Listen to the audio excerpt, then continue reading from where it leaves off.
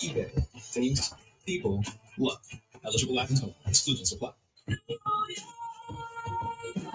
Wake up with Boomer and Gil, morning 6 to 10 on WFAN, WFAN FM, WFAN FM HD1, New York, on Odyssey Sports Network.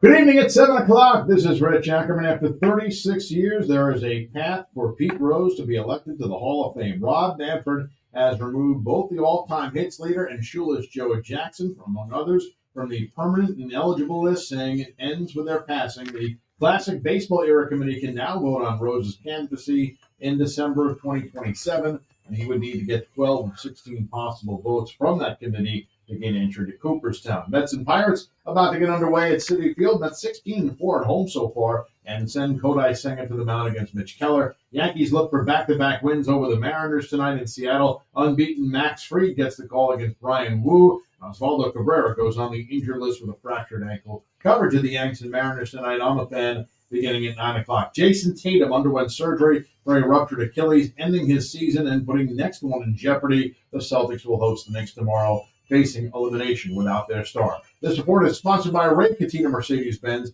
and also by the American Foundation for Suicide Prevention's 30th Out of the Darkness Overnight Walk. New York, one night, one goal. Stop suicide. Register today for AFSP's 30th Overnight Walk in New York City, June 21st, as they walk 16 miles from dusk until dawn to stop suicide. Start your journey today at theovernight.org. And that's what's happening on Rich Ackerman. All right, fully yours. All righty. See you later.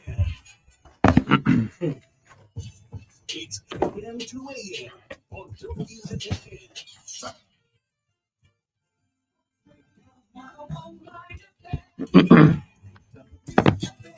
Here, quick show, another quick show. 2 hours, 888-808-1019. You know the number to dial if you want to talk to me about the New York Knicks, the New York Yankees, the New York Mets, maybe the Giants, the Jets, maybe even Pete Rose, but I think I'll save that for tomorrow. We're going to need a little bit more time for the Pete Rose conversation. But yeah, we've got plenty of time for the Knicks conversation. This thing has snowballed. This thing has grown into a monster. This Knicks thing. What I'm saying is this is a locomotive. This is a full-on train. I don't know when this train is going to stop. I'm not going to be the one to step in front of the train. I think there are still haters and pundits that I don't know what else you need to see. I don't know what else you need to see. I don't know what else needs to happen for you to understand that, like, this team is dialed. This team is locked in. This team is healthy. And this team is winning. They're up 3-1. Okay? They're now the favorites to represent the Eastern Conference in the NBA Finals, okay? They came into this series and no one gave them a chance to beat the Celtics. They stole the first game. It was a fluke. You know, it was about the Celtics' bad shooting, and it won't happen again. And then they won the second game in almost the same exact fashion. Down 20. They come back, fourth quarter, steal the game, play defense. Brunson turns it on. You know how it happened. And then, okay, Saturday comes and it's the highest priced ticket ever. And the crowd is a little different. And it's a 3:30 start. Okay, and they get blown out. That'll happen. But man, last night, as I was in here last night talking about, hey, the ticket prices are going down. You're going to get the right kind of fans in the building. You'll get the true fans, more of the true fans in the building. The Knicks have to win this game. This is the must win, not game 3. This is the must win because if they don't win this, it's a new series. And even when I left here and they were down 9 at half, I didn't believe that they were going to win the game because I said, how many third quarters have we seen them come out slow? How many half times have they come out with no urgency? And that's a thing with this team. Lack of urgency, not starting fast, not seizing the moment. But that wasn't the case yesterday at all. They actually did come out and handle business and close the door with Karl Anthony Towns and Jalen Brunson. And Jason Tatum was having a historic game. I also said last night on air, we haven't got one of his 35-point performances. I don't know. He might have gone for 45 last night. But let's say this. I know it's been reiterated. Jason Tatum getting hurt in that game sucks. You'd hate to see a guy go down like that for a few reasons. One, his career. He's one of the faces of the NBA, one of the bright stars. He's a champion, and he does a lot of things right. You don't hear any bad things about him off the court. Family guy. You see his mom a lot. You see his son a lot. But let's not make any mistakes about it. The Celtics were going to lose that game. Even if Tatum continued scoring, the Knicks were scoring as a unit, as a team. They were going to win that game. There was only like 2 or 3 minutes left. They were going to win that game. And it's funny, right? Because immediately, like I saw Dave Portnoy's video where he comes out and he's like, oh, I can't even think about wins and losses right now. Just prayers up for JT. What?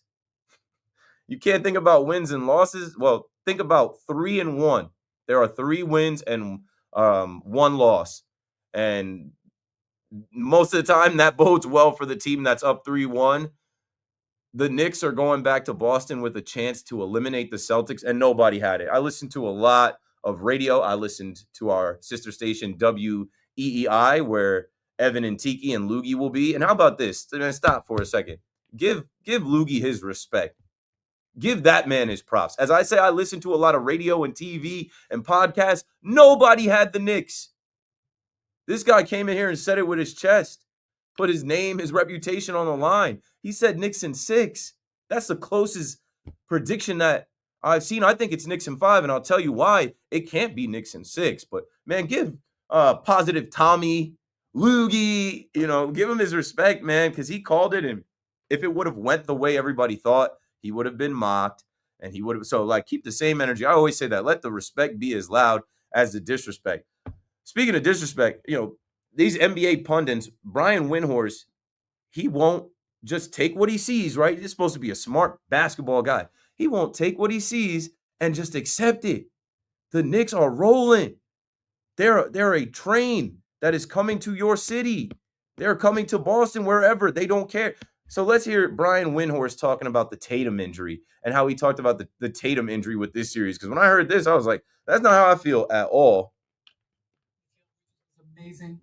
Jalen Brunson carried them home, but the pit in the stomach is what we have in the defending right after and Jason Tatum, because Tatum was having an elite game. He was having a big fourth quarter. This was going to be potentially an iconic finish, and now the whole thing just feels deflating because I'm sure 7th Avenue right now in New York, I'm sure it's what. Yeah, it was. Fans are embracing this moment, and it is a moment to be embraced by the Knicks and their fans, but. There's a dark cloud hanging over this, and that's what you can't get away from right now. What? Given this series to the Knicks just yet. And that's not a commentary on the Knicks. That's a commentary on the Celtics. They were 8-2 this year when Jason Tatum didn't play. They are loaded at the top end of their talent on their roster. They theoretically could get Game 7 at home if they win the next 2 games. That's a big if, but I'm just saying they do have potential home court advantage. Very big if. And I believe that they will rally back from this. And so what I've learned with the Celtics over the last 4 years of being there a lot in the playoffs is they lose when you think they're going to win, and they win when you think they're going to lose. And everybody's thinking they're going to lose. I'm not ready to go there. I think you see them fight back. But obviously the Tatum situation is extraordinarily upsetting and concerning. Yeah, credit ESPN and NBA Today. Brian Windhorst was on a bean or something today. He had a couple brouhahas before he went in there. So what are we talking about as a dark cloud? Was there a dark cloud over the Knicks' second-round series against the Pacers, the way that ended last year? Where OG had the hamstring and Josh Hart had the abdominal injury and Brunson played with his hand wrapped and then his hand was eventually.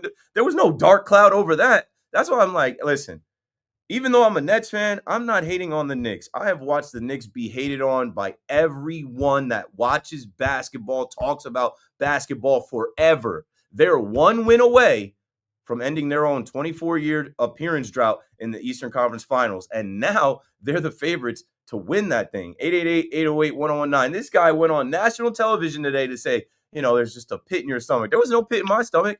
As soon as Tatum went down, I'm like, oh, game and series. And that's not celebrating injury. No, you don't wish injury on anybody.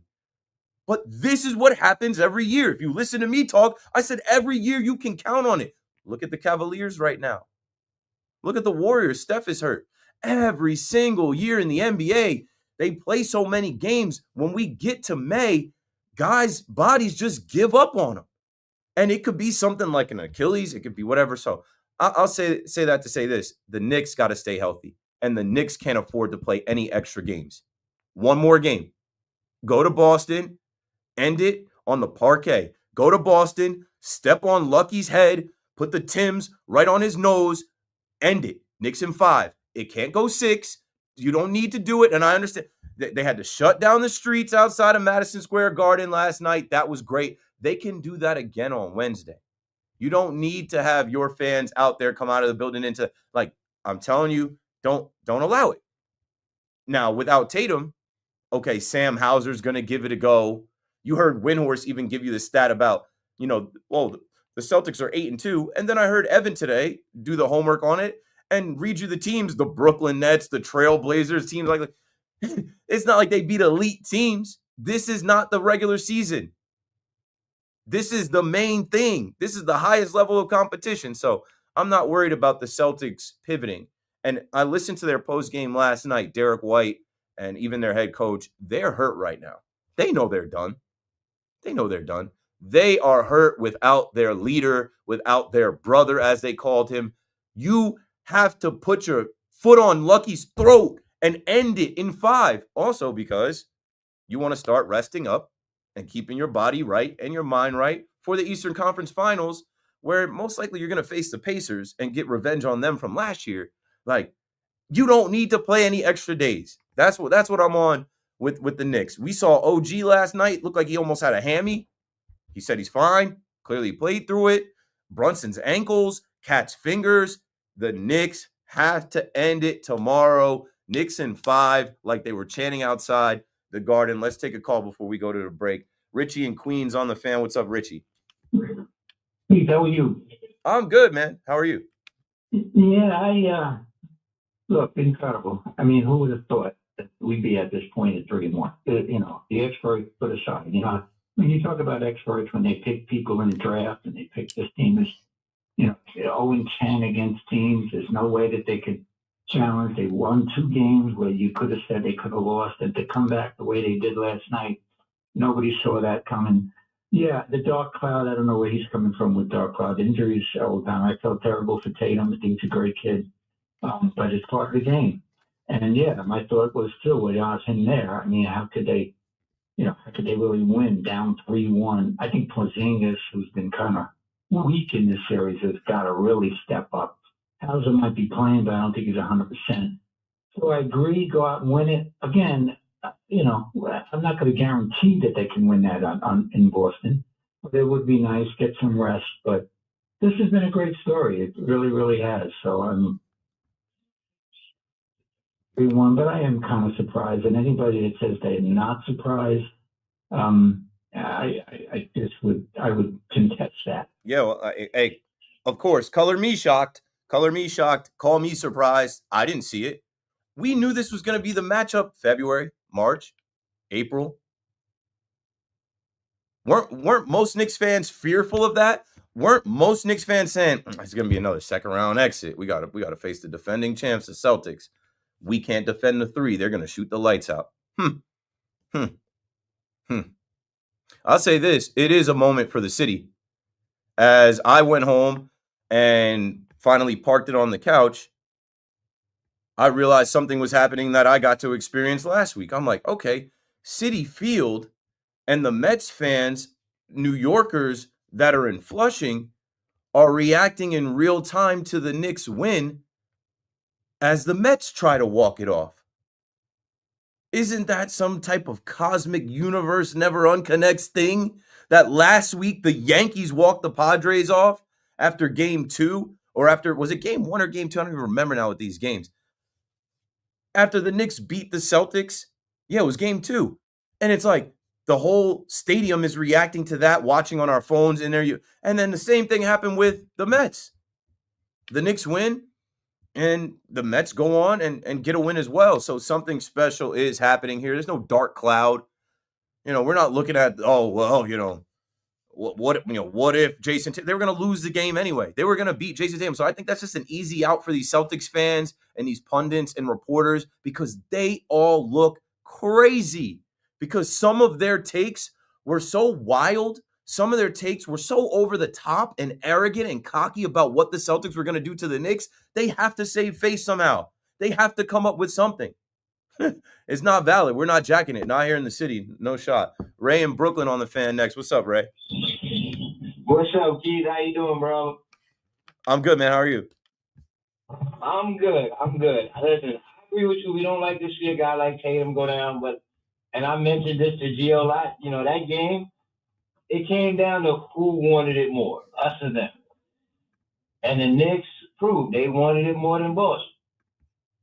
Yeah, and the we did what we had to. The Celtics proved that they were going to continue to try to win in the way that they're used to winning and chuck up threes, and they just continue to chuck up shots and lose. They don't have anything else, and that arrogance is what damned them in this series. Now they're without their best player. They're cooked. Exactly. But, you know, being a realist, me, myself, it's, you know, with Jason Tatum going, they all going to try to step up. Everybody's talking about the price of the tickets are going down. The diehard fans are going to show up tomorrow night. They're going to be rooting for their team to step up. But it's going to come down to who wanted it more. Like Tommy said Knicks in 6. I said Knicks in 7. I said, who convinced y'all that you could beat the Celtics at all in 6 or 7? Thanks for the call, Ray. I just didn't see it. I did not see this. I did not see them shooting this terribly. No one predicted Tatum going down. But really, give credit to the Knicks. What I said last night on air going into that game was they can't steal this one. You stole the first 2. You can't steal this one. You got to outright win it, and they did. Even when they went down, they battled back. And in that fourth quarter, they had the advantage. In that fourth, you know what was even more impressive about the Knicks, in my opinion, last night? They had to beat the refs and the Celtics. Was anybody else seeing that? They had to beat Scott Foster and the refs. They weren't getting the whistles that I'm like, this is some type of destiny. And I think you'd be a fool to hate or try and still say this series isn't over yet. One more game, and they have the advantage to go back to Boston where they already won 2 games. Now they don't have to deal with Tatum. Finish it out, Knicks in 5. Last call before we go to break. Moose in Jamaica on the fan. What's up, Moose?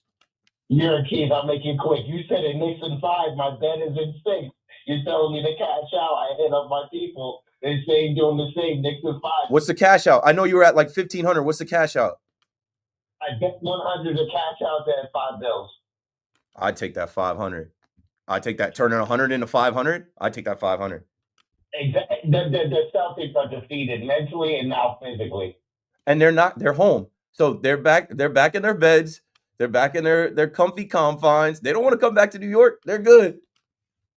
They got their rings last year. They're champions already. They're good. They have every excuse. Tatum is out.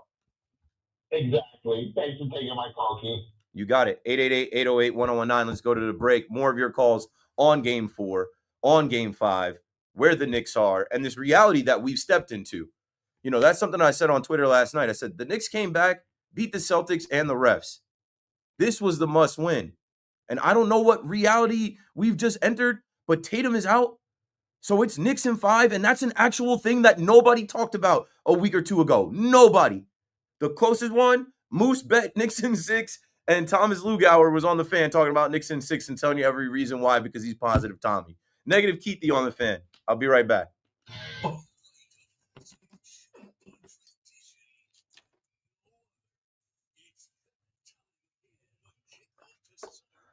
Oh, boy. We're rolling now. Chat, let me hit y'all.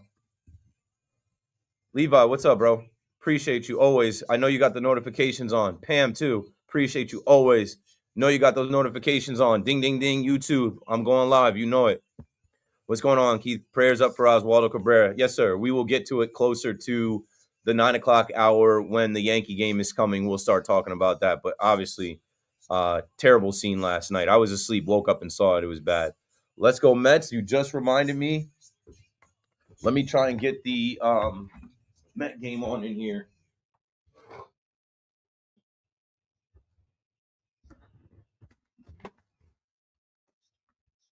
Juan Soto, as soon as I turn, Juan Soto with a knock up the middle. Did that take the pitcher out? Let me see here. I gotta charge my phone and my headphones before I get on the train. Phone is at 47%. Headphones are pretty much dead. What up, Jack? Yes, Tatum is done for the season. He had surgery today. Jersey Diners, let's go. You already. Shout out to Somerset Patriots. I will be at the game on May 30th as like a special guest. I think I'm throwing out the first pitch. I'm gonna do batting practice, all that good stuff. I might jump on the call. It's lit. So if you're in the Somerset area and you're looking for a game to go to, Friday, May 30th, because I believe the Yankees play out west against the Dodgers, so it will not overlap with that. Yes, the Yankees play at 10:10, so it won't overlap. I'll be out there with the Somerset Patriots. Which reminds me, I gotta let WFAN know that.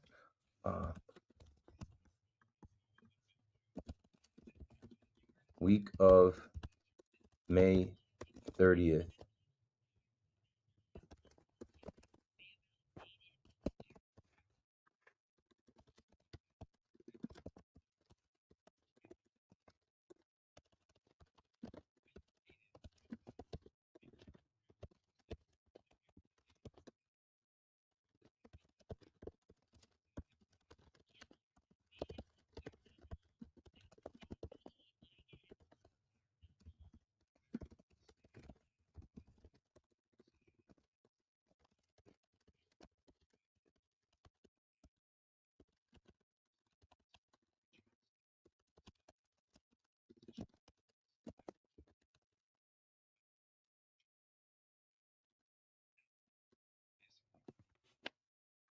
Okay, just had that thought. Had to tell my boss I'm not going to be available to do, because that'll be a similar shift like this, right? The Yankees are in Seattle, so I'm on 7 to 9. When they go to Dodger Stadium, I'll probably be on Friday 7 to 10, but I won't be able to do it now. I'm going to Somerset to rock with them.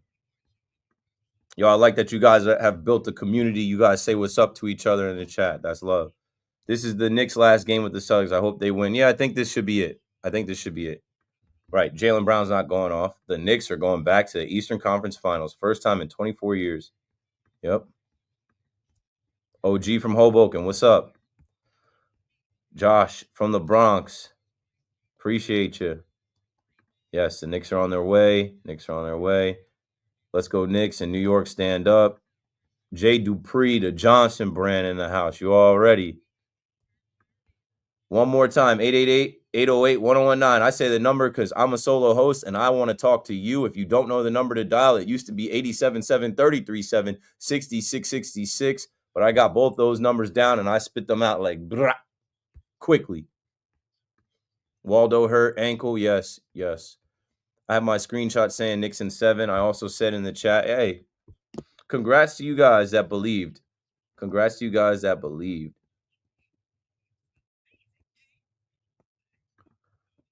Yo, what up, my boy? Stand up metro area. Exactly. That's what I'm saying. I don't understand people hating. Like, this never happens. The Knicks have been hated on forever. Like, you can't be happy for someone. What's up, Katie? Scott Foster is the Angel Hernandez of the NBA. Yeah, he sucks. It is New York versus everybody. You know, it's one thing to like battle amongst ourselves, yeah, and have rivalries. But as far as this goes, I don't know how you can. And I guess like I got a lot of like Nets fans in my followers and community, and they're kind of mad at me for doing my job. And I'm like, you guys are idiots. If you think I'm gonna come in here and act like Evan Roberts, I don't have that cachet, and I'm not like that anyway. I am doing Fanatics Fest this year.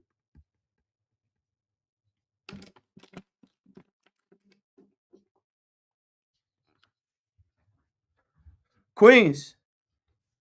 Wait for the beat to skip. There it is. Keith McPherson on the fan. Watching the Met game. Juan Soto got on. Looks like Brandon Nimmo follows up. Scores Juan Soto as we speak. They're doing the wheels on the bus uppercut Selly. Pete Alonso was hitting the hell out of that last night, boy. He was He even gave us a Michael Jackson. He gave us a leg kick.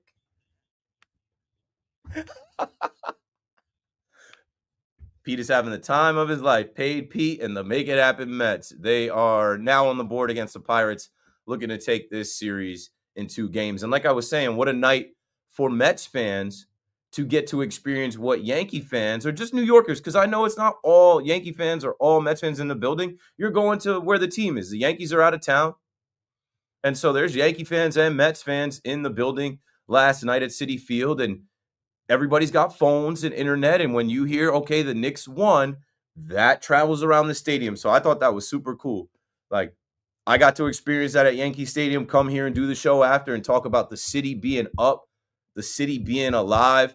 Something that unites New York City is the Knicks, and the Knicks winning an improbable win right now to go up 3-1 in the series. Like, I don't know. I can't hate on it. I'm not a Knicks fan, but I'm not that big of a hater. I'm not in the coalition, none of that. I like sports, and I specifically like the NBA playoffs. And every year there's a storyline in the NBA playoffs. And this storyline is about to be the number 1 seed and 2 seed are not going to be in the Eastern Conference Finals. And we'll get a rematch of the Eastern Conference semifinals from last year where the Knicks were defeated by the Pacers because they were not healthy. So the 2015 Royals, who beat the Mets in the World Series. And they were kind of just had like destiny on their side. They got every break. They got every big pitch. And going into the postseason, it started happening with the Knicks, specifically in the Celtics series, when they miraculously come back from 2 20-point deficits. Sam Hauser has an ankle injury. Porzingis isn't fully healthy. The Tatum injury. So, I'm not discrediting the Knicks. I'm just saying a lot of things have gone right for them in the last week or 2 weeks. And they are hopefully using that to their advantage, because I do think Jaylen Brown might put up a 50 spots.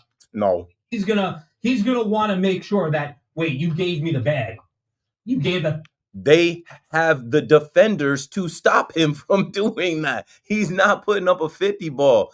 Porzingis is not going for 30, 40. They are done. They had an emotional night last night, traveling back with Tatum's Achilles injury. He got surgery today. And they're back home, and they're thinking about, all right, yo, we won last year. We got to win. Here comes game 5. We have to win the next 3 games in a row without Tatum. Yeah, but that's not. Yeah, that's what Brian Windhorst said. Well, they're 8-2. I'm not going to underestimate the Celtics. We all give it up. How about this? The Celtics were super arrogant and cocky with the way that they approached the basketball game. They got humbled. The basketball god said, blasphemous. You're the defending champs. You don't have anything else in your bag but to chuck up threes. You don't have anything. You have some of the most talented players in the league. You don't have anything else? Is that ball going? Ooh. Nimmo. I think it was staying in, but in real time, it looked like he robbed it. Anyway, 888-808-1019. Tony in Middletown, Delaware on the Fan in New York. You got it, Tony. Go for it. Yeah, what's happening, Keith? So you and Evan have the same pick. Game was over that we had it in the bag when Tatum went down. There ain't no way an NBA game is over with even a 10-point lead with 2.5 to 3 minutes left in the game with the 3 ball in play. So, I mean, we all know what Reggie Miller. They were up 9, and I'm talking about momentum of the game. The Knicks were not backing down, but in theory, you're right, because shots get missed, and maybe Tatum doesn't miss. But let's not make any excuses. No way. It's not just my take. It's not just my take.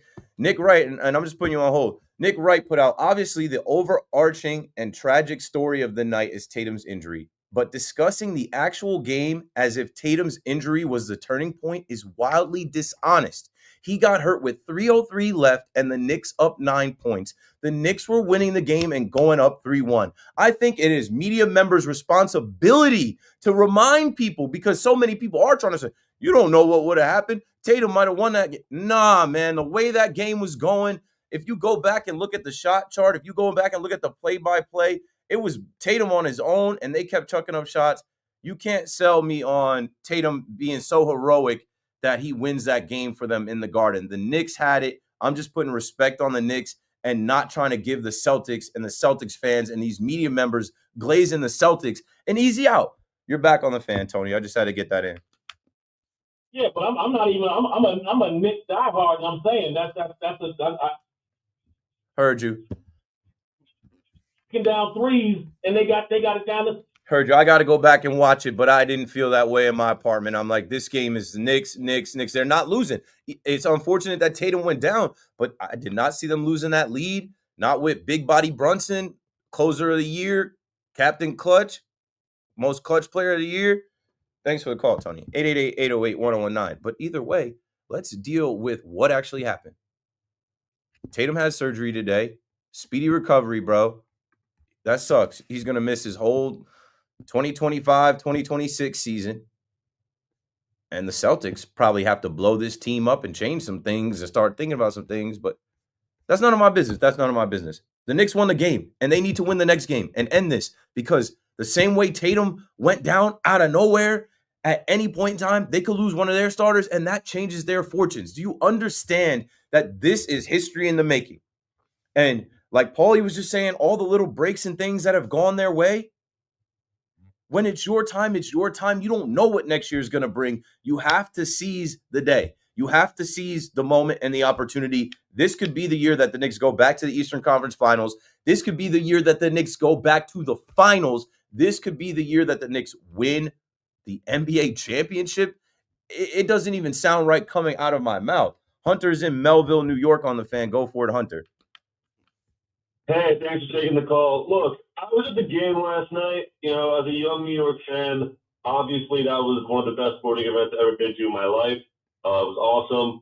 Proud of the Knicks, proud of the way they played in the second half, proud of Tibbs and using a bunch of the guys on the bench like Mitch and Deuce. The one thing I'll say, and I want to hear your thoughts on this, I'm not trying to be negative, in a very positive moment, but it seems as though every single game, the Knicks come out down 10. They always start the game down 10. They always start off slow. It's happened all playoffs. And Tibbs doesn't seem to do anything to change that. So, I think this series is over. I'm writing it off as over. But moving forward, for the next series and hopefully the one after that, they got to figure this out, because you can't keep starting games down 10 points consistently and expect to win down the stretch. No, you're 100% correct with that. Thanks for the call, Hunter. That's when I go back to, I didn't expect them to come out of halftime with a sense of urgency. They talked about being complacent. Mikal Bridges used the term human nature. A Michael Jackson song. Nas sampled it. He said we fell into human nature being up 2-0. What human nature is there to fall into up to? I guess you relax, you take your foot off the gas because it's a long series, but I don't know if that's just on the coach.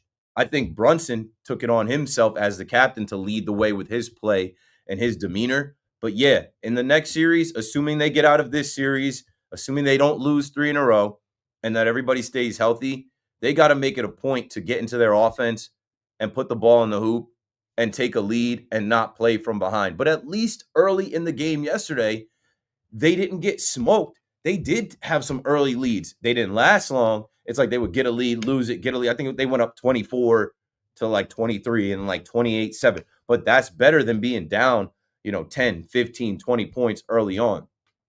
I don't know how it changes necessarily, but I think it changes with the matchup. They're in the next round, they're most likely going to see the Pacers. It's a different matchup, different look.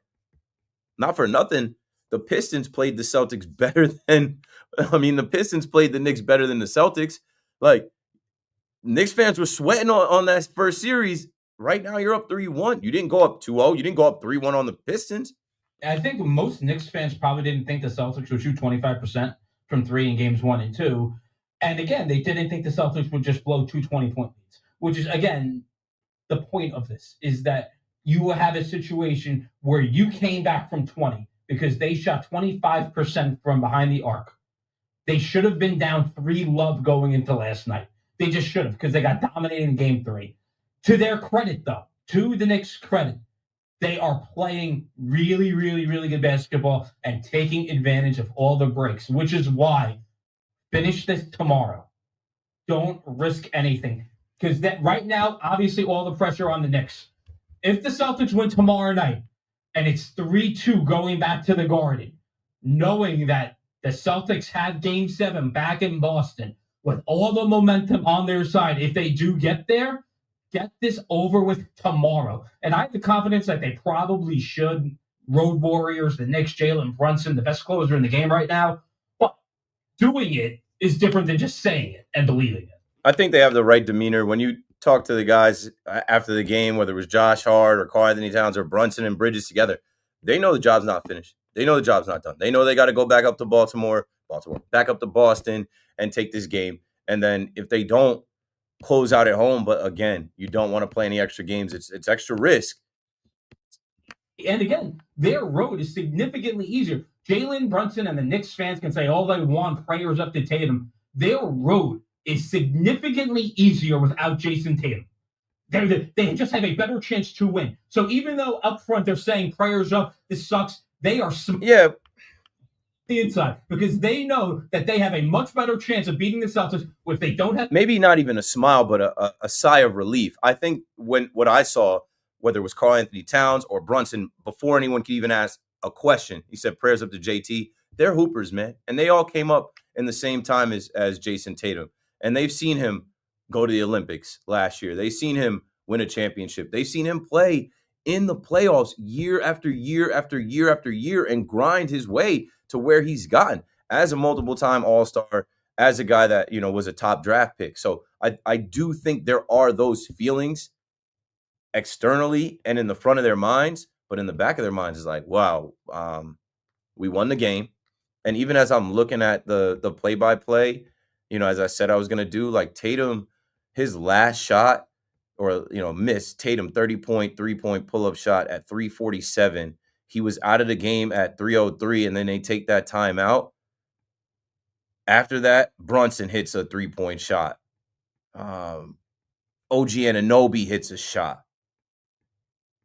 Karl Anthony Towns with a dunk. What I was saying is the Knicks were playing a team game where anybody could get it. Anybody could be the guy to put the ball in the hoop. And obviously you have the best closer in the game. But the Celtics seem like, it's Tatum. Tatum's got to go for 45, 50 to save us down the stretch here on the road. And I don't know the probability of that. There's definitely some numbers out there, the win probability, or you could probably look it up. They have all of the metrics on that type of stuff. Like, what was the win probability for the Celtics? I bet it was low. So it's not a wild take to say, even if Tatum was standing on his 2 feet, the Knicks were still winning that game, 888-808-1019. And I think coming out of that game with that win, going up 3-1 feels great no matter what. That's a commanding lead. That means you have to win 1 out of the next 3, and your opponent has to win all 3. But not having their leading scorer, their best player on the floor, gives them, like I said, a sigh of relief. Whew. All right, man. Well, we got one more to get, and we don't got to worry about JT. We can focus on Jaylen Brown and Derek White. And is Al Horford really like that at his age? Is Kristaps Porzingis now going to get his win back and be able to dominate and take over? I doubt it. I doubt it with the healthy Knicks team. I doubt it. So Knicks in 5, they have to get it done. No need to come back to New York and play another game. Put these guys away. Put these guys out of their misery. They're feeling sorry for themselves. They lost Jason Tatum. They won the championship last year. They're good. Put them away and kick your feet up so you can get ready for the first Eastern Conference Finals in 24 years in New York. Joe in Caldwell, New Jersey's on the Fan next. What's up, Joe? Yeah, thanks a lot for the call, Keith. So my point here is that I think one of the constants is that everybody is saying that the Knicks are playing great team ball. Everybody's involved in the game. And quite frankly, when I think about that, some credit ought to go to the management team here because they went out there and they got Bridges and they got Anunoby and they got Cat. Listen, I was disappointed when they traded DiVincenzo and Hartenstein. But quite frankly, these guys mesh together and they're playing so well together. I don't think that there's anyone that's going to stop them. Yeah, these guys don't want any credit, though. They don't want to speak. They have their own TV network they could do a show on and speak. They could sit in front of the media. They're not looking for that. But you're 100% right. They deserve credit because they did actually set out to build a team that could beat the Celtics. And they're up 3-1 against the defending champs with that team. Absolutely. Absolutely. You just hope that they're able to close it out. And I agree with everything that said today. Close it out tomorrow night Don't give them an opportunity to sort of get a little bit of thought that they can beat the Knicks, and let's just close it out tomorrow night and celebrate. Yes, sir. Because anything could happen in a game 7, but also anything could happen in a game 6, where the same way Jason Tatum went down, God forbid someone on the Knicks goes down, then you lose a man, and then it becomes a little more even, and then the Celtics start to believe. And if they can steal this next game on their floor, and if there's, God forbid an injury in game 6, then you get to a game 7 where anything goes. There's no need for all that. Knicks in 5, like they were chanting outside the Garden last night. Keith McPherson on the fan. When we come back, I'm going to sprinkle in a little bit of New York Yankees conversation. If you didn't already check the lineup, it came out about an hour ago. I'll give it to you quickly here. Do I have time to do that, Paul? Do I have time to hit the Yankee lineup? Yeah, why not? So what I noticed as I go to pull it up here, looking at the DH spot and looking at the outfield, I mean, the Yankees have good problems right now with how Dominguez has played and how Trent Grisham has played. So leading off in center field is Trent Grisham. Batting second in right field is Aaron Judge. Batting third in left field is Cody Bellinger. Batting fourth, playing first base is Paul Goldschmidt. Catching and batting fifth is Austin Wells. Playing shortstop and batting sixth is Anthony Volpe. The DH, Jason Dominguez, batting seventh. Oswald Peraza at third base, batting eighth. And Yorbit Vivas will be at second base, batting ninth. When we come back, we'll talk about DJ LeMahieu and obviously prayers up to Oswaldo Cabrera. Keith McPherson on the fan. I will be right back.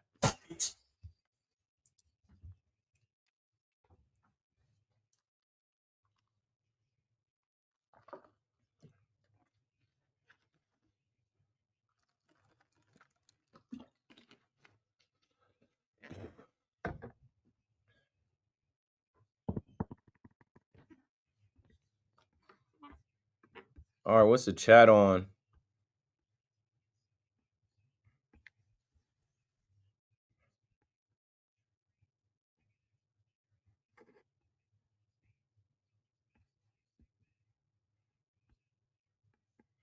Okay, so I was Karan, I'm gonna be at Fanatics Fest probably all 3 days because I'm like that. But one of those days I will get to host my show live from there. I'm thinking it may be Saturday, but that is not confirmed yet.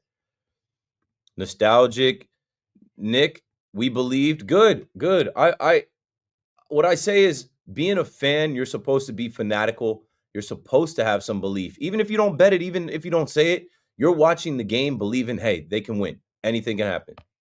My boy Ben doing man on the street content. Ben won't be stopped. Make sure y'all follow the Sports Pod.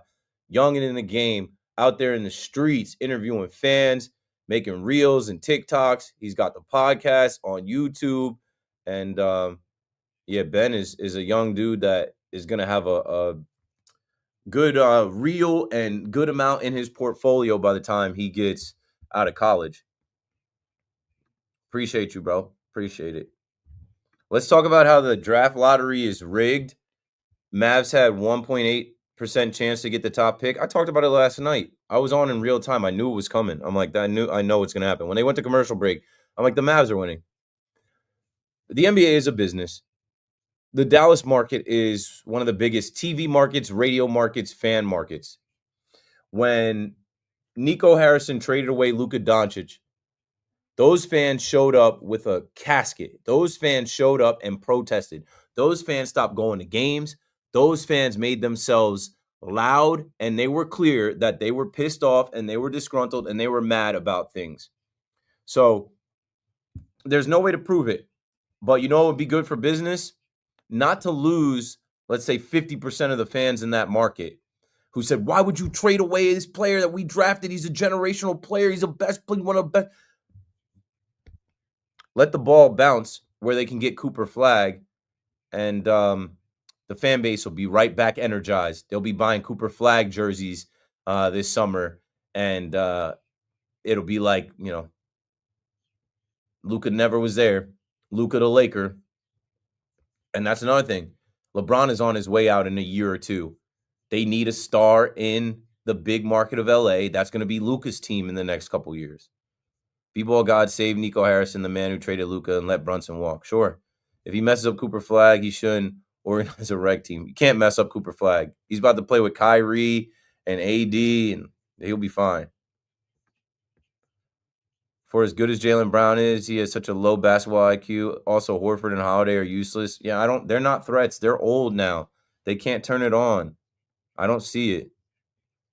Tingus, maybe Porzingis. They won all 3 road games against the Pistons. They could win all 3 road games against the Celtics. Yeah, but I don't know if it'll be a disaster. Yeah, everybody's feeling the diner shirt. This is official merch from them. They show me love. I'm gonna be there. Does WFAN have an AI voice of you? Nah. I think you gotta read something. Like, they have a program for that. I was never asked to read into the program or record my voice for the program. I assume if they wanted to, they could take audio from my show and do it that way. But what would they need it for? I do my own bad Keithy, negative Keithy jokes. How do I follow the Sports Pod? Look Ben up the Sports Pod on YouTube, on Instagram, on Twitter. I am lukewarm at best at Pete Rose being inducted into the Hall of Fame. Only because Rose only seemed to be sorry he got caught gambling on the Reds. Yeah, he's going to get in, though. I may talk about it. That's what I'm saying, bro. Ben is 16 years old, not even 16 yet. I'm not hating on these kids. I'm not hating on these young kids in this tri-state area that can go out and experience what that melee is like, what that scrum is like outside of the arena. That doesn't happen too often. We get it cracking like that in the Bronx when the Yankees win. But honestly, we didn't have they clinched on the road against the Guardians. The last time we had that was when we beat the Guardians in the DS and chanted "We want Houston" and mobbed the streets like that. So I don't hate on people that get to go out and live your life. And there's so many down. I'm gonna start that when we come back. We're coming back now, so happy birthday, Ben. I was like, I knew your age. I'm like, maybe he's turning 16. Not even yet.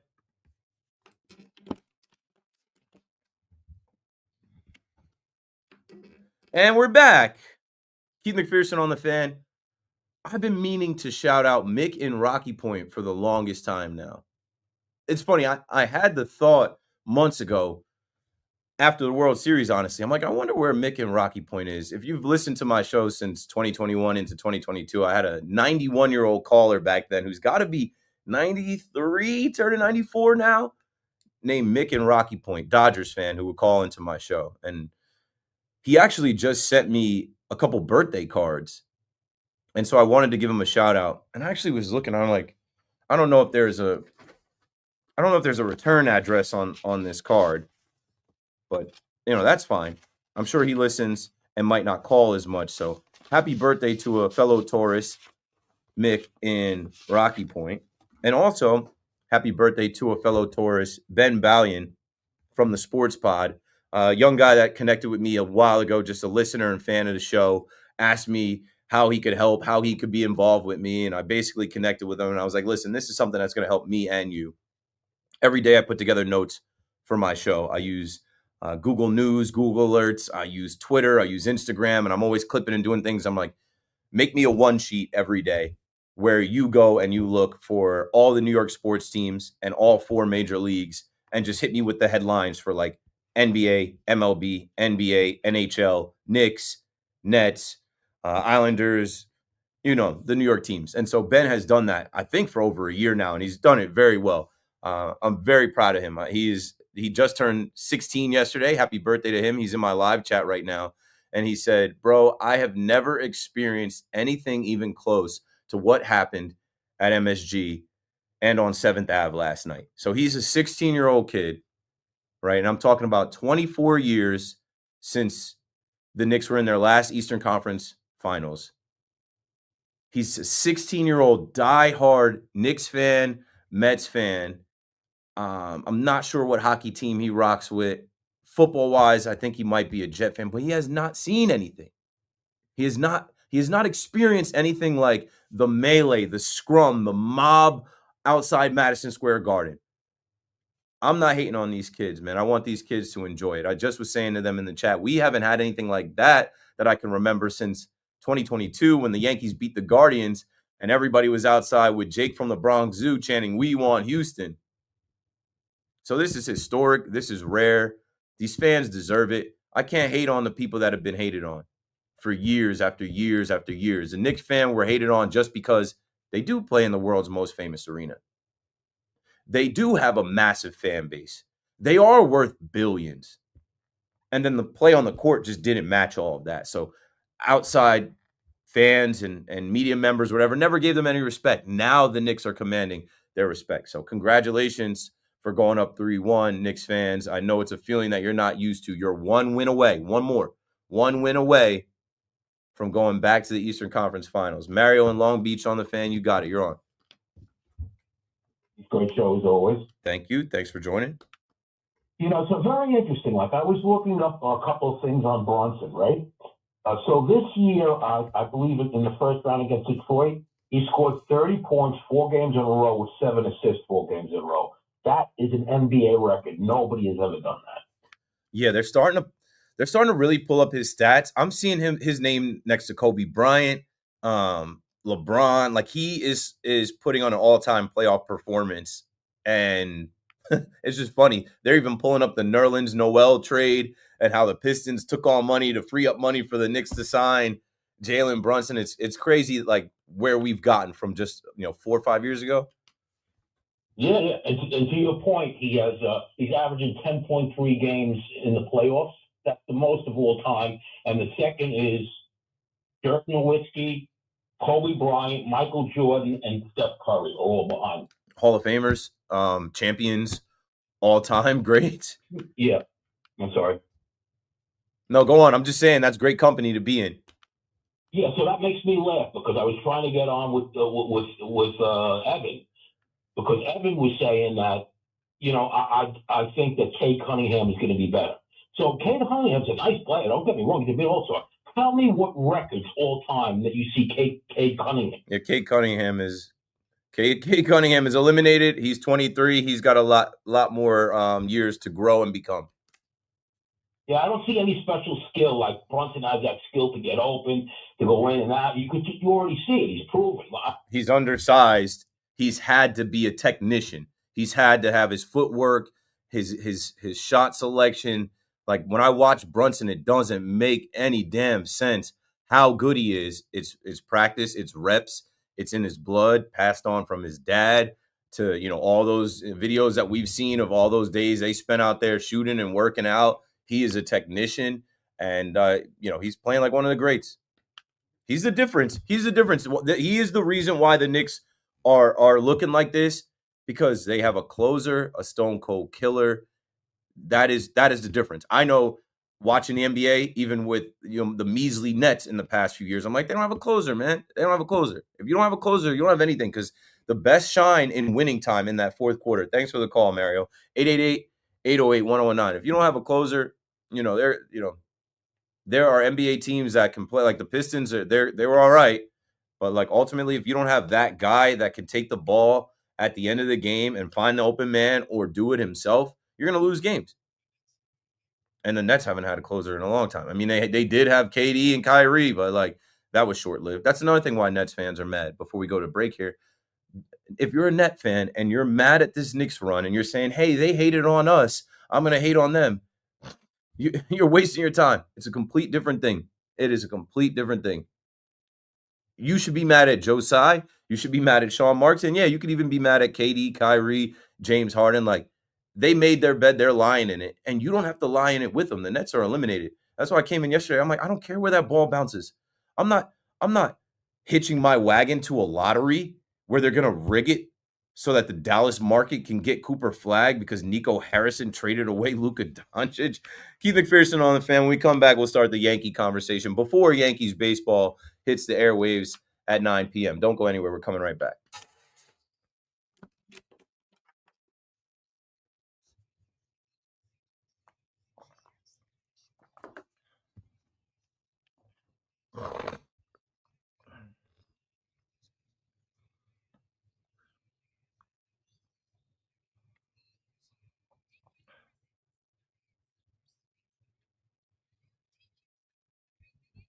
In 2009.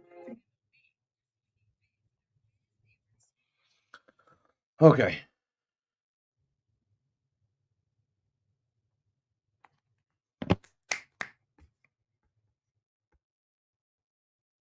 Giants and no hockey affiliation. Good.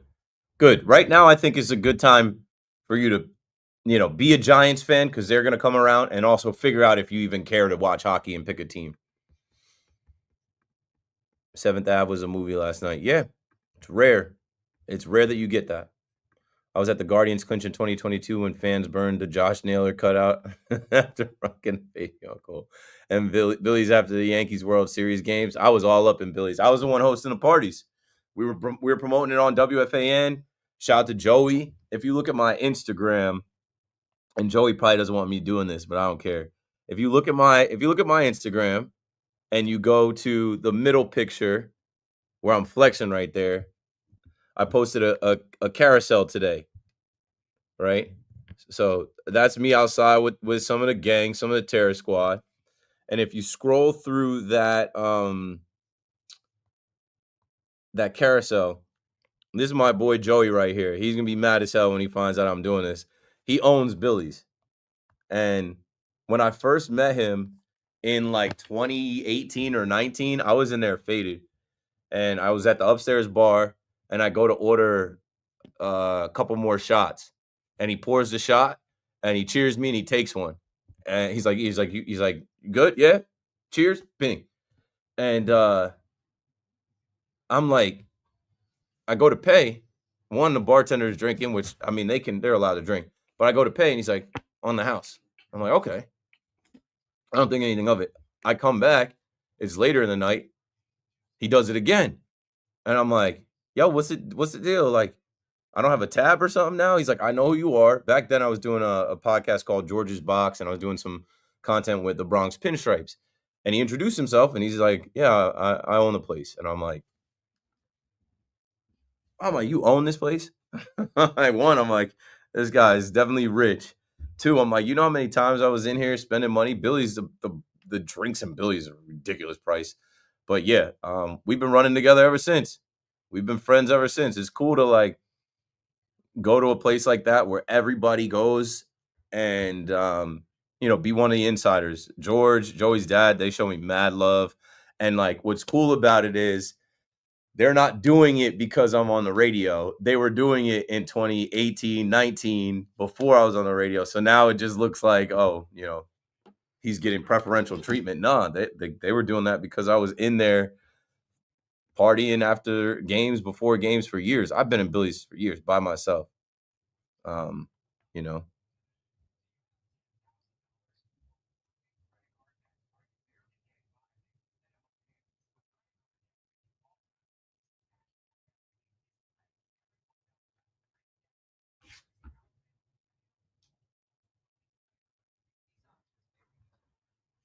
Oh man,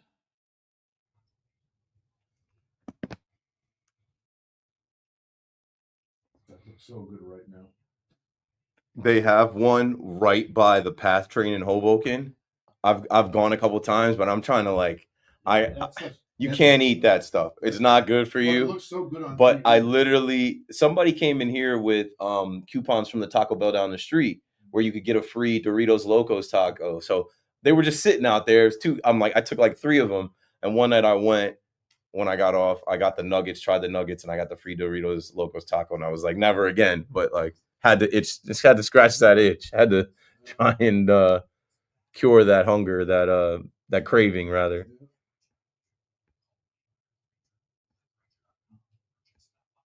Yeah, we also did the Corona party at Stan's, which was fire too. Um, Opening day is insane. Everybody was out there. Yep. If you can go to free watch parties, go. That's why the Knicks are smart. The Knicks do those free watch parties and they pack that place, and the whole world is tuning into the Knicks game, and they just see a street next to Madison Square Garden. I don't even know what street that is. I probably know if I was over there. Where is it blocked off? Like, is it 33rd or 30? second, like it's blocked off, and you can watch the game on that big screen, and they can show the world like this is what we do out here. And then people see those social media videos of all the sea of people. It's just like I understand what's going on, man. It's rare, it's crazy, it's good for the city and the young fans.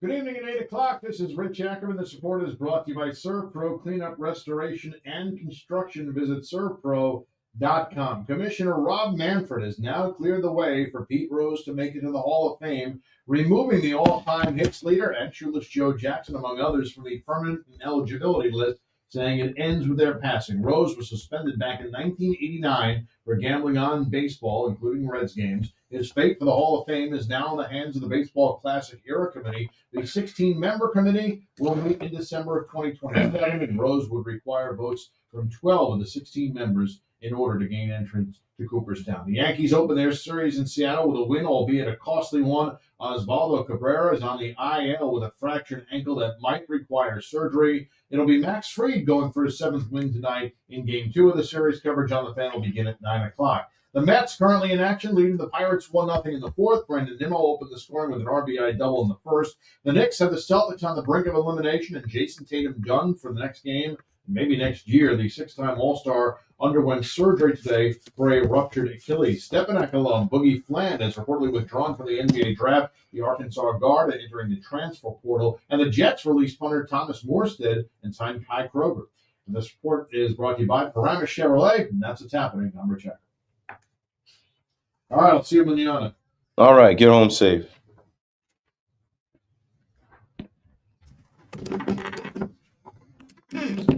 Rosenberg.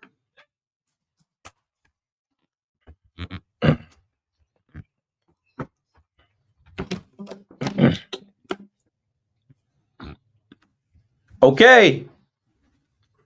A little bit after 8 p.m. on the Fan in New York. Keith McPherson, your nighttime host, taking your calls, talking sports. Obviously Knicks, but we'll sprinkle in the Yanks. When I left here yesterday, like I was saying about the Knicks game at halftime, I'm like, they needed to have a little bit less of a lead. 9. I felt like 9 was too much of a lead. Whatever. I also went home and watched the Yankee game, and once the Knicks game was over, I started fading. Not too many nights do I get to go to sleep that early, and I knew I could get up and watch Encore, and I knew I could just check the box for whatever. And honestly, I think I stayed up for a while until the Yankees scored 10 runs. I think once the Yankees blew the game open, that's when I was like, all right, I'm fading. I'm going to bed. And I mean, like I said, the Yankees have good problems to have. Like Trent Grisham is having an all-star year. That's not hyperbole. Like that's not hyperbole. Hyperbole. It's not hyperbole. Now I'm not saying it right. Probably hyperbole. It's not hyperbole. But Trent Grisham is playing like an all-star. And who would have predicted this? We were screaming, we need a bat, we need a bat, we need a bat. This guy has brought his bat. Like, he's good for a homer every few games. Man, if you were to bet him to, hit the first homer of the game, hit 2 homers, he's done that multiple times. He has been great. And then obviously you had Wells with the grand slam. So once the game got blown open, everybody got some last night. I mean, Judge with 2 hits and an RBI. He's batting .414, a 1283 OPS. Goldie knocks. Paul Goldschmidt. People are saying he's turned into Pete Rose. We'll get to Pete Rose in a second. 2 hits and an RBI. Belly, 2 hits and an RBI. Volpe, 2 hits, 2 ribbies. Wells with the grand slam. So, the Yankees blew that game open and I fell asleep. And when I woke up today, I was scared. I saw pictures of Osvaldo Cabrera, and it almost looked like they were mourning him. And I knew he didn't die, but I'm like, oh my, what happened to Waldo? And I have gotten the chance to meet him and be around him. And there was a lot of that from Yankee fans that have gone to events. He is bright-eyed and bushy-tailed and does everything with a smile. And you could really see how much the Yankee players were hurt by this. In the 9th inning, late in that game, Osvaldo tags up and comes home. And he fractures his ankle, and I went to pull up the video. I wish I didn't even do that, but I had to see because I went to sleep. And I'm like, oh no, his foot is cranked. His leg is a different way from the toe of his cleat. And, I saw the video of Trent Grisham talking about him. It looked like he teared up and put his head down. Judge had something to say, all of them, Aaron Boone, they all were visibly shaken up by this happening to Oswaldo, which shows you he's a great teammate and not just a good player. And they feel bad for the guy because he was getting an opportunity here, right? We were screaming, go get a bat, trade for Nolan Arenado. They didn't do that, and Oswaldo got an opportunity. But now, he's going to be recovering for a while. And I don't know how long. I saw some people making a fuss about the 10-day IL. Obviously, it's not 10-day IL. He'll be on the 60-day. That's just how they, play the game with these things. But two things on this before we get back to your calls at 888-808-1019.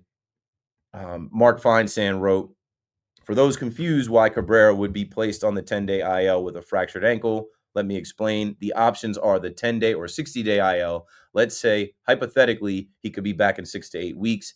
That's fewer than 60 days. Nobody is saying he will return in 10 days because people reacted like, he's not going to be back in 10 days. But you know who is back? And I just saw a video from Brendan Cuddy. He's taking ground balls at second base.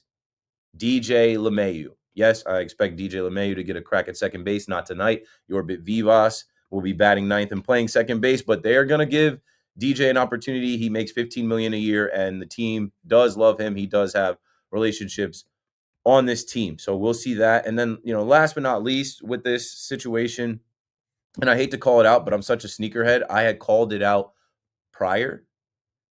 Oswaldo has these light, like off-white tan cleats, and then these like batting gloves and shin guard to match. They almost look like banana colored, like a lighter banana, maybe like if you watch the game and you've seen him just even in Sacramento, like he wears it with the road grays. He doesn't wear it with the pinstripes, but it's a nice little set. Those Jordan 3s that he was wearing, those are the J Balvin Medellin Sunset Air Jordan Retro 3s, where I don't know who made the cleats, but I'm pretty sure he got the sneakers and then had someone add spikes to the bottom. I don't know if Jordan Brand actually made those cleats. Like Aaron Judge has specialized Jordan Brand. Judge has a deal with Jordan Brand. Judge probably wears a size 18. Those are specialized Jordan cleats, and they were specifically made to help him with his toe a couple years ago. I don't know if Oswaldo has specifics, like that with Jordan Brand. I think he might just have had those sneakers and spikes put on him, and they're not great for, running home like that and digging into the dirt. These guys, I know they all want to be stylish, but it's rough to see this guy lose a big chunk of his season for style. So prayers up, obviously, for Oswaldo Cabrera. Speedy recovery. It sucks that he's going to miss this opportunity, but the Yankees are going to keep plugging away. DJ is back, and we'll see what they look like tonight. Alex is in Lakewood. Alex, what's up? You're back on the Fan. Everybody's saying being down 20 is a bad thing. I don't know if it's such a bad thing, meaning if they're down 20, at least they have confidence. Next time they're down 20, you have confidence. Every other team, when they're down 20, they're like, we're losing this game. Oh, you're 100% correct. They've played the inside tracks, the mic'd up. When they're down 20, like Mitchell Robinson was like, we've been here before. They asked Mikal Bridges about it. He said on the bench, when we go down, we don't panic. We all say, we've been here before. We know what to do to come back. Yeah, and also, finally, someone else gets injured. The Bucks have been injured since even the year they won the championship. Giannis missed a couple games in the conference final. Yeah, they're not the only ones. It happens every year. The Warriors had it. The Brooklyn Nets had it. No, I know. They won a championship, and then they've hit bad luck every single year. Where do you want Giannis to go, Bucks fan? Where do you want Giannis to land? I want him to go to San Antonio, maybe. Somewhere in the Western Conference. I don't want him in the East. Yeah, I don't want him on the Brooklyn Nets. He may be involved in a 3-team deal, but he's not going to somewhere that's not contending right away. Sure. He's getting up there in age. He wants to win another ring. He wants to add a team that's. Wembanyama? I don't want to imagine that. No, I don't like either one of their games. And I mean, I don't like Giannis's game. I like Wemby's game, but watching Wemby play is just he's like an alien to me. like from a different planet. I'm like, how, like, where'd they make this guy in a French lab? Thing is, they're both very big, but they're way different styles. Like, Yeah, Giannis is a bull in a china shop. Wemby can shoot. Wemby can defend. Wemby can pass. Wemby can dunk. He's abnormally tall and long and has finesse. With Giannis, Harden called him run and dunk, man. yeah, and what about the Yankees? What do you think about DJ now starting to play at third base?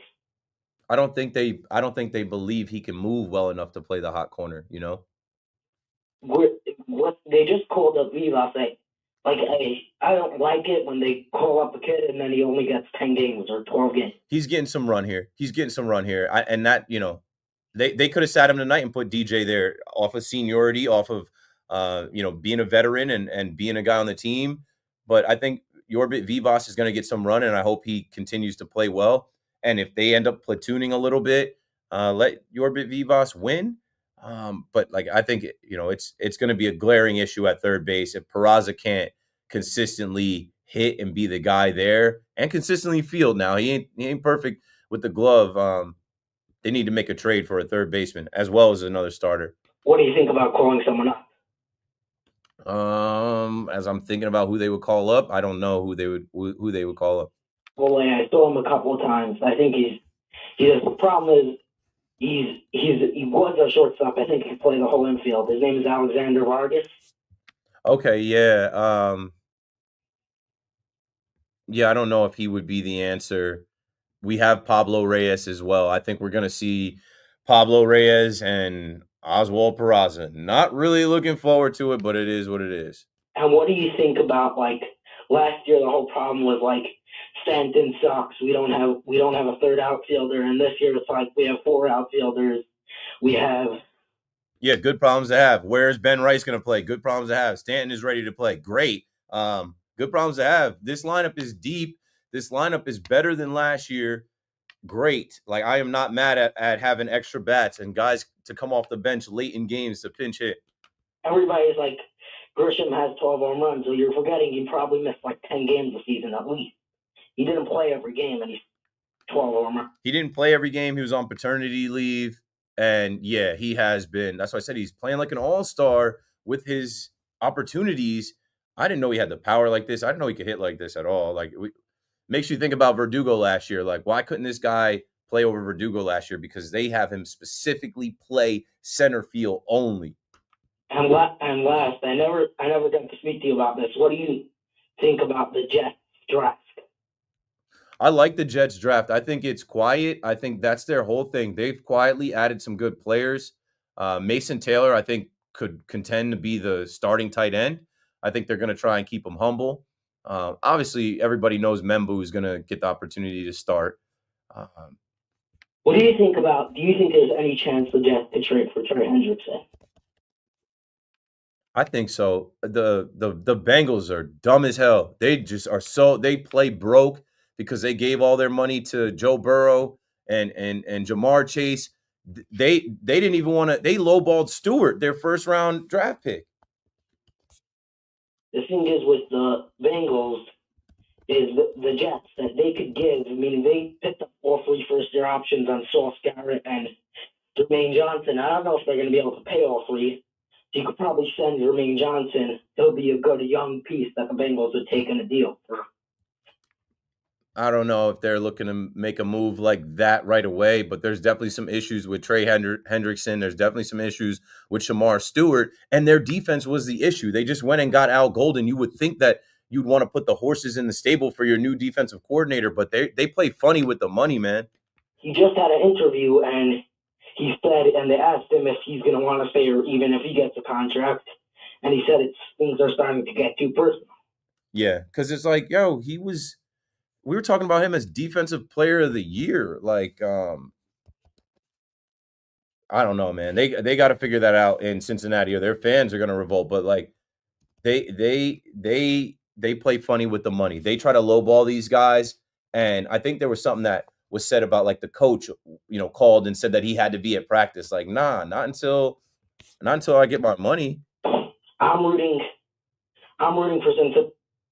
next year. So I'm going to call you from Alex from Cincinnati, not from Lakewood next year. Thanks for the call, Alex. 888-808-1019. The Jets got rid of one of their best players. They cut fan favorite Thomas Morstead.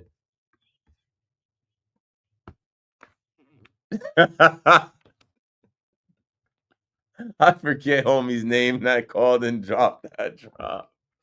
I forget. It wasn't Alex. There was another young guy. What was his name? Yeah. Talking about Aaron Rodgers. And what does he give me? I heard Evan talking about Derek Carr retiring. How crazy is that, right? I remember doing shows about Derek Carr. Derek Carr met up with Rob Saleh and Nathaniel Hackett at like a Italian restaurant in North Jersey. He potentially was going to be the Jets starting quarterback. He's done. He's out. Aaron Rodgers still looking to play. Why can't Aaron Rodgers join the Saints? Did anybody say that yet? That just came to. Why can't he join the Saints? They play indoors. They play in nice weather. Go join Kellen Moore and play with the Saints. Limo driver Ed in PA on the Fan in New York. What's up, Eddie? Good evening to you, my brother. A nice rainy day out here trying to get. I just got out of the city, man. It took me 2 hours from LaGuardia. Crazy. Yikes. Yeah. You know, with all the things that's going on at Newark Airport, it's just messed up, and everybody's got to go elsewhere to get flights and stuff. So it's just been crazy, bro. But listen, on Tatum, I've been running all day, man, since 3 this morning. What was the story with him? You know, he didn't say earlier when I was listening. Did he have Achilles issue? Did he tear it or what? Yeah, so he had the surgery on it. Let me pull up exactly what the Celtics put out. Jason Tatum today underwent successful surgery to repair a ruptured right Achilles tendon. No timetable is currently available for his return, but he's expected to make a full recovery. Yeah, well, you know what? In basketball, it's not like football. Okay, it depends how you are during the week. But these guys play games during the week, up and down, jumping up and down. And that looks like 26, 27 by the time he may be back. Yeah, he's not going to try and Jedi mind trick us like Aaron Rodgers did to make people think he'll be back week 10. Like, he's got a whole career ahead of him. Yeah, I think he's going to miss this next season. Right. And if you look at it, Boston right now, with the salary cap that they got, they're going to have to shave Porzingis. I don't know who else they're going to have, because right now it's, you know, they're lucky, man. They had $800 million and more. Yeah, it's wraps for them. They're about to lose in 5 on their home floor, lick their wounds, go cry about it and say, well, at least we had our parade last year, blow it up. Yeah. Yeah, because that's what's going to happen is they're not going to be able to pay these guys. And also, too, you know, hey, they got it last year because, you know what, never telling that you're ever going to go back again. And the way the team is and stuff like that. But with the Knicks, and listen, I don't know. It looks like they play a lot of zone. They're getting burned on that zone. They got us now. Right now, you're going to have Brown, Porzingis, and White. You're going to have to be up in their faces because there ain't nobody else that's going to kid except a kid that comes off the bench. But if you play your defense up front, and that's how you do it, and do not play the zone, you can take a lot away from them guys. I mean, even if you let Brown score 30 points, you know what I'm saying? Just don't let the other team, the other guys, hit those threes. You got to play. No more zone playing.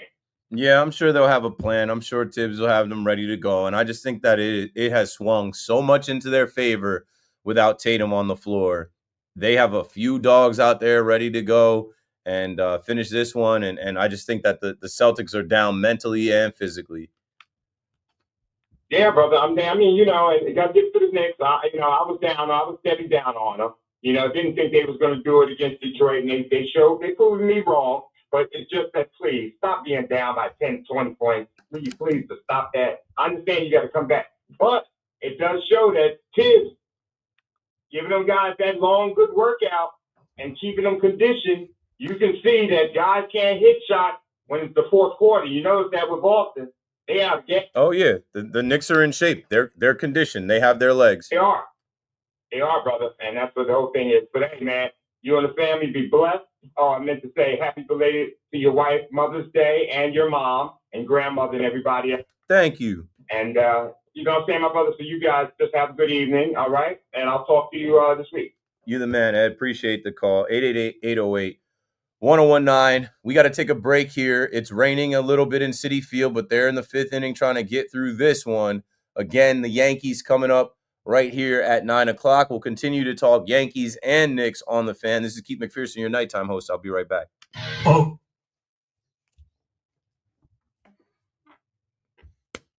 All right, chat. I seen some people throwing money. Hector with the 9-9 for Aaron Judge. I gotta bet Judge. It's Dinger Tuesday. Let me see what Judge is to Homer. Maybe I should pick somebody else. Who else should I pick, chat? Anthony throwing money. Always a fan. $5 to the diaper fund. Them diapers are $45 a box at BJ's with the discount, with the coupon. I'm trying to get the baby off of the diapers. You feel me? I'm trying to get him into, we bought him some nice little boxers so he could feel like a big kid, and we're starting to teach him like to use the potty and let us know when you gotta go. So yeah, diaper fund. All right, Dinger Tuesday. Let's go to MLB. Let's go to the Yankee game, and let's see. Dinger Tuesday to hit a home run. Judge is plus 200. That's good for Judge. Plus 200. Let's see. I think I got a $10 bonus bet.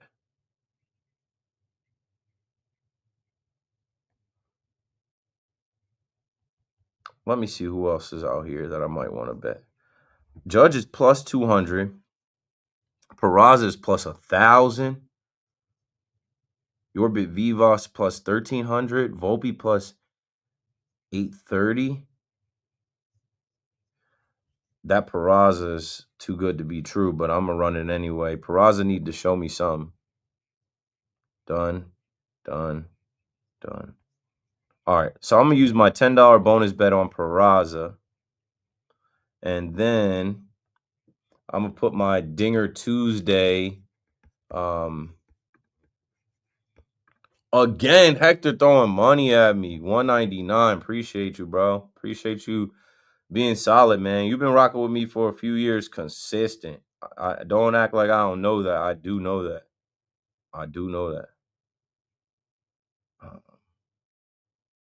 All right, I'm only going to bet $15 here. I'm popped.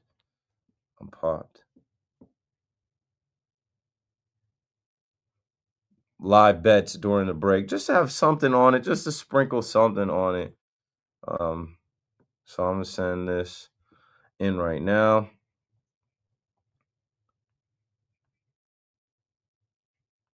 All right. Who y'all like? Belly to homer tonight? I think Dominguez I might put on a homer because Dominguez is just DHing tonight. I know, Hector. I've been seeing you on Twitter, Instagram. I've been seeing you for a minute, bro. Yeah. We have to help out with those diapers. I appreciate it, to the diaper fund. But I'm going to get the boy off the diaper soon. He's 2 years and 1 month today. So it's time. Go with Goldie? Maybe. Let's see. Have to support the best sports and life talk person on the radio and live stream. Appreciate it, man. Look at this. One thing I can say about Keith, he's the only WFAN personality that makes himself available on all platforms all the time. Correct. That's the only way to connect with people. Like, I don't know, the way I see it, you're nothing without a community. You're nothing without listeners. You're nothing without people to talk to. The whole thing is talking. So like, I can't come in here and just talk and think that like my voice is so great and I'm so knowledgeable that people love me. Like I always will go the step further. I answer DMs, even though that shit is a chore. Shout out to Gary V last year. And when I met him, his right-hand man tried to DM me and I never got it. And, he posted me on his Instagram and he didn't tag me. So this girl that I know through my wife, a friend in common, she's like, I saw Keith on Gary's Instagram. And she was like, he didn't tag him. Does he know him? And I'm like, we met, but we haven't formally been introduced. So she sent me an email to one of his like henchmen, and I sent an email introducing myself, saying I was a big fan. It was great to meet him. I'd love to reconnect with him again. And so I did. And what Gary told me was, hey, we really like talking to you too. We've looked you up. You're on our radar. We sent you a DM. You never responded to the DM. I was like, well, my DMs are closed. And he's like, why? And I'm like, when I first got on WFAN, I was getting a lot of hate. Like when it first was announced that I was replacing Steve Summers, quote unquote, replaced, my Twitter and my Instagram, everything was out there. And I just started getting dumped on. You don't deserve this. You suck. Racist stuff. You're gonna fail. Nobody's gonna listen to you. You should quit now. Like, just like I got at least like 10 to 15 messages like that, where I was like, zoop. Even when I started, I remember my first couple shows, people were like very nitpicky about like little things. Like I had this guy that was on my ass, pause, about like how I phrased David Gettleman, and David Gettleman being fired. Yeah, I heard that Return of the Mac coming in. All-time bop, all-time classic. Return of K-Mac. Big Mac much later. Big Mac after the Yankee game. Big Mac, my bad, bro. I couldn't listen to your show last night. I fell asleep. Before the Yankee game was done. It's rare that I get to sleep, you know. I was able to go to bed and wake up when my family wakes up, which naturally the cat starts meowing as the sun rises. My son is a 25-month-year-old. He's 2 years and a month today. So it's shifted. It's not so much of that yelling and screaming and fighting and, crazy stuff in the morning. But when he gets up in the morning, he's got to get out of his crib. He's got to get a new diaper. He's got to get his milk. He's got to get his breakfast. And now that he can run and jump, and like he is like a wild animal running around the place. So it's nice to be able to give my wife a break, because my wife has to get up in the morning and get ready for work herself and eat and drink her coffee and then wrangle him. So I fell asleep probably, 12, got up at 7, and then, looked at the box score. And like I said, caught the Oswaldo stuff and, saw the Yankees pretty much handle business. They only added one more run, the Oswaldo run, I believe. So I didn't miss too much. I saw, some runs were given up by the Yankees, but whatever. Didn't see Devin Williams go out there and pitch, but whatever. We got another one tonight. So the Yankees are coming up, game 2 in Seattle. Dave Sims and Susan Waldman on the call. The Kasters on vacation. Michael Kay has stepped out of the way. Our guy, Justin Shackle, who you've heard on the airwaves, who I called the game with, Jay Shack and K Mac last year. Justin Shackle's my guy. We shot a video for Babita Tailgate. We played Baseball Jeopardy. I'm not going to tell you who won.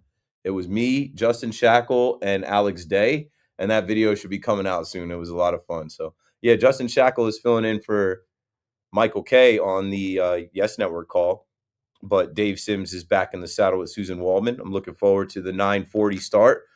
Brian Woo will be on the mound for the Mariners against Max Fried. I wish I could go to every Max Fried start, but I can't. Not all the way out there in Seattle, but that's a great place. Next year, if you want to scratch off a ballpark, if you want to take a trip, and Yes Network does such a great job of showing you the like city skyline and the beach and the coast, doesn't do it justice. Got to go to Seattle and see it for yourself. Gary's in Waterbury, back on the fan. What's up, G Makes? Yeah. Next year, my raps too severe kick. Boom, boom, boom, boom.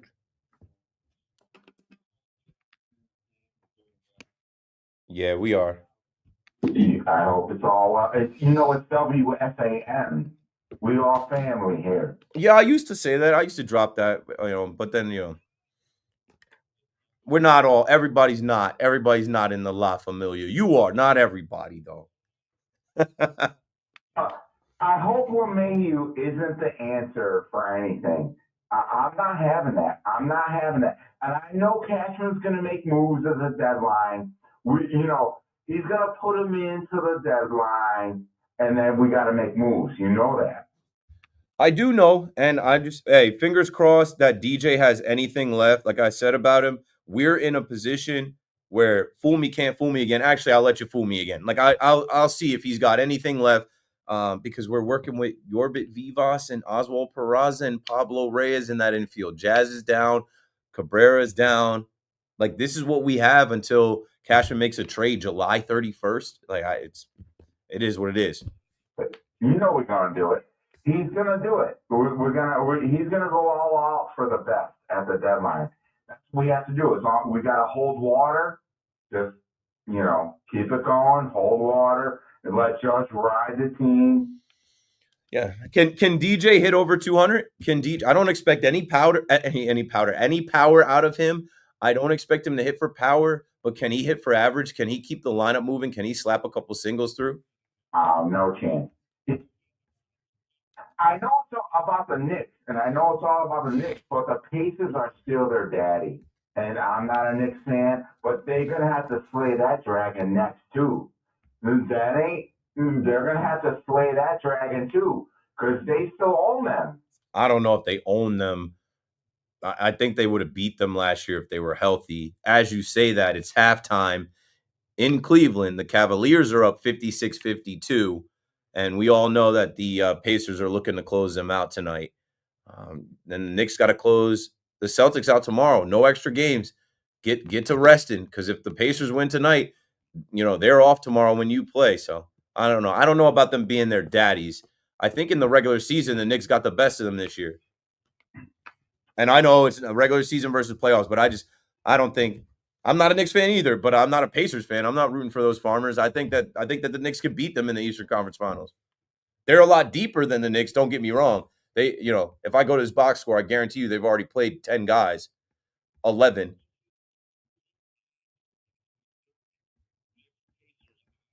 Who's going to be favored? I don't know. Is that out yet? Because it hasn't been determined. So I don't think we can find the odds on, both series are still ongoing. They haven't been decided. But the Knicks have the best odds. Those odds are out. Everybody's posting that screenshot. The Knicks have the best odds to come out of the East and the second best odds to win the finals outside of OKC. Like, that's why I said this thing is snowballed. This thing has turned into a monster. This is a full locomotive train. It's great content. It's great content. Yeah, I'm not mad at it for the city. I'm not mad at it for the station. I'm not mad at it as a radio host and a fan in this city. Like, nah, I'm not mad at it at all. All right. But, all right, let's go, Freed. Freed bidding for the Cy Young tonight. Keep that bid going.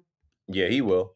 He will. The Yankees got to follow up. Brian Wu is pretty decent. The Yankees batch just got to follow up. Freed's going to do his thing. He's a master. You are now watching a master at work. Thanks for the call, Gary. 888-808-1019. As we get closer to the Yankee game, the Mets are looking to add on. Brett Beatty continues on. How about Brett Beatty? Baseball's a long sport. Can't write him off after the first couple weeks and months. Brett Beatty would have knocked to get on here in the bottom of the fifth. Tyrone Taylor at the plate with no outs. And I think I talked about the Mets yesterday, how they passed the test against the Cubs, but they're going to have some tests coming up, obviously, with the Subway Series. And then I think they go to Boston and then LA.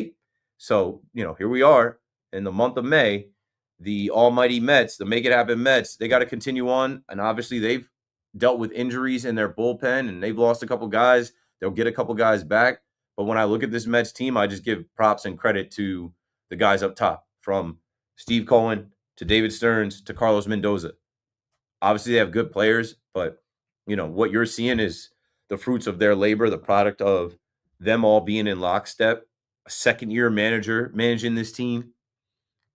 Second year of the player, president of baseball operations on this team. Obviously, he's been doing it for a while, but it's his second year in the city. And what is it, the fifth year of Steve Cohen as the owner? The Mets are one of the better teams in baseball, and it's not a fluke. And they're getting more out of guys that you don't expect some from. And then they're still waiting on, Soto to be consistent. I mean, he obviously gave you some stuff last week.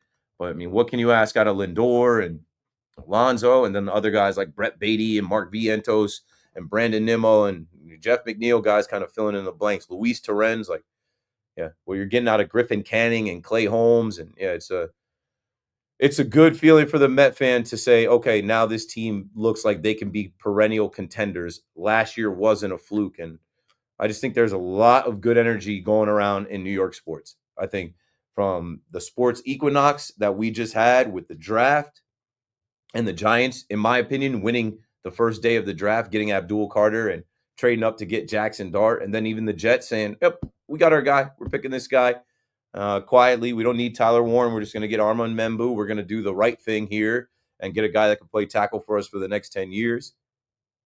And then when you look at the Yankees and Mets in first place and how they're scoring runs and how they're winning games, and then even when you look at the basketball with the Knicks, right, like there were many folks that thought that they could be swept, that right now they'd be done. There were many folks that thought that they couldn't get a game. They're up 3-1. So go New York, go New York, go. Joey and Howard Beach on the Fan next. You got it. Hey, Keith, I just wanted to, me, Frankie, and Pete want to, we love the KM to AM, baby. Appreciate it. You, Frankie, and Pete, are you all together? Yeah, we're all together. What's up, guys? Yo. I want to thank you for giving our boy Louie a shout out. We want to thank you for giving. Yeah, and you know why I do that? Because I'm on the internet a lot, and like Loogie gets a lot of like people are mean, and people are mean to me too. But like people are nasty and mean to Loogie, and when you're right, you're right. So that's why in my opening, I'm like, can we give this man his respect? He's the only one. If you look across sports media, if you look across New York and nationally, he's the only one that said it with his chest. Knicks in 6, I believe, and people called him crazy. And right now, he's not looking crazy. He's looking spot on. I appreciate you for starting your show out with giving impact. That was great. One other thing, two other things. Shout out to Major League Baseball for hopefully Pete Rose can get this done now. I think it's the right thing to do.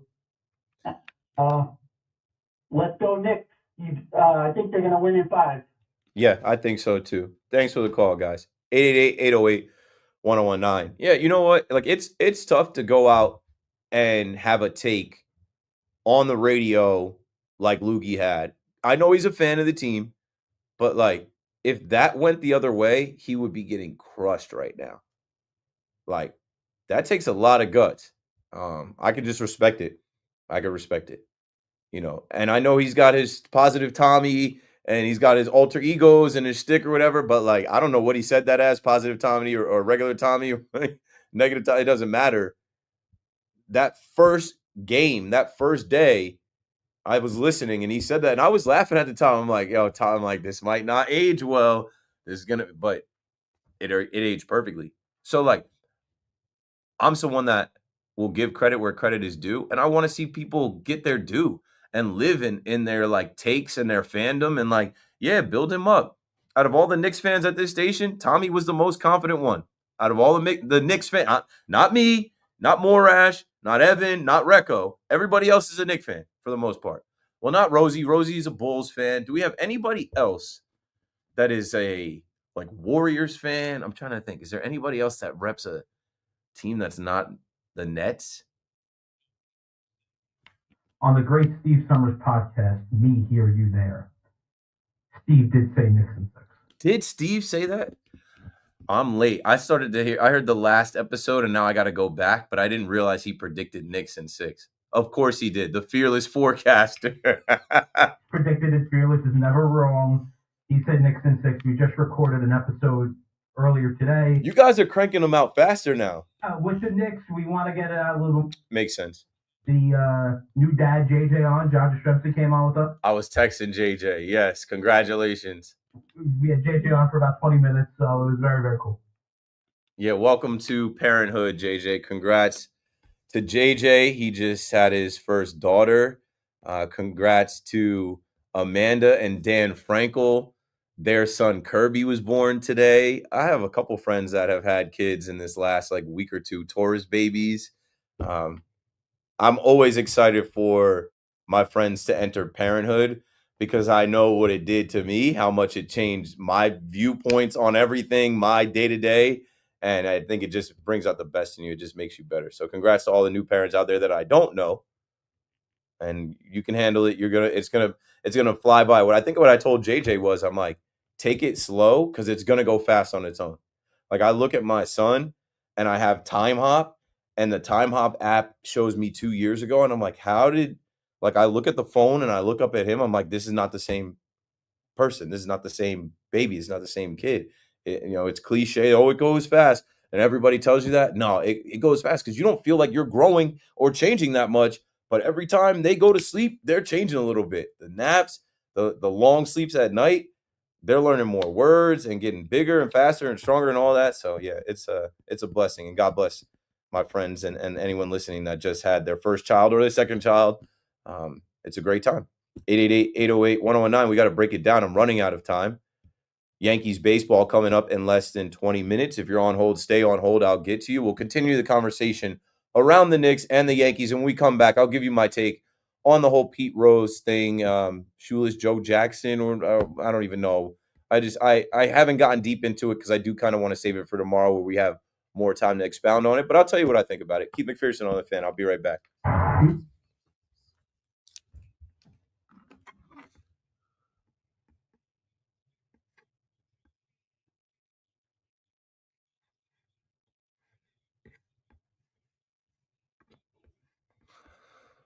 The guy's name is Shoeless Joe, no? Let's see. In my view, once an individual has passed away, the purpose of Rule 21 has been served. So, did he mention in the statement? He didn't mention in the statement. Yeah, Shoeless Joe. Rob Manfred removes Pete Rose and Shoeless Joe Jackson from MLB's permanent ineligible list. Let's see.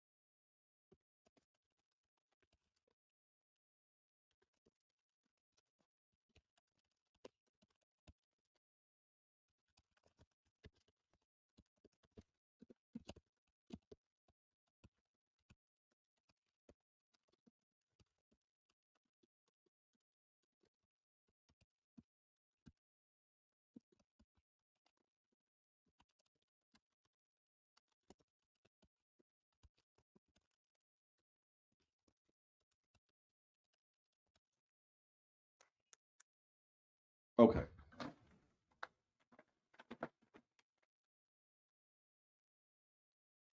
Justin in Floral Park sent this. Oh, you know what I'm gonna do? I'm gonna hit the bathroom right now. What's up? Yo, man? what up? What up? What's good, my brother? Just getting some stuff out the way. How's the little man doing? Good. I was just talking about how crazy it is now.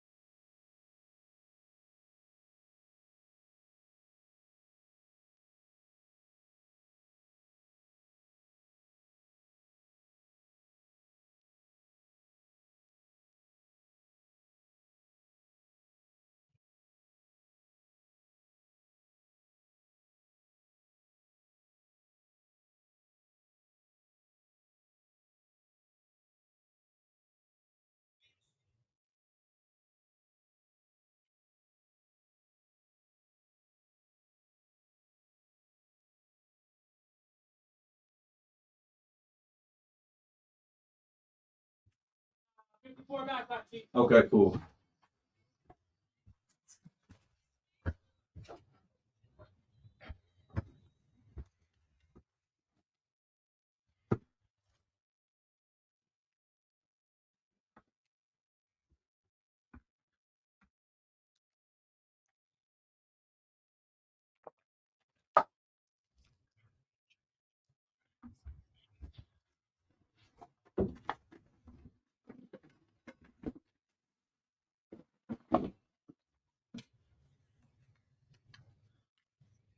Didn't have time to set up this other digicam webcam. For some reason, it was not working.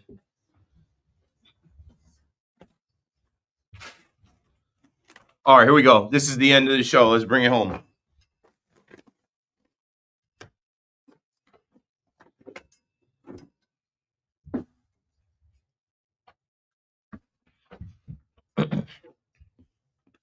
Oh yeah, Gallagher's 3000 music in here. Shout out to them.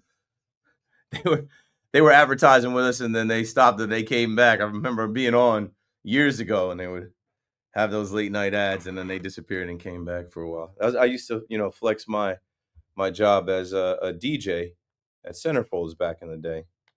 But yeah, it's another time. People on Reddit were writing threads about this guy. How many times this guy got to tell us where he used to work? 100,000 times. Over and over again. On repeat. Keith McPherson on the fan. Watching the Met game here.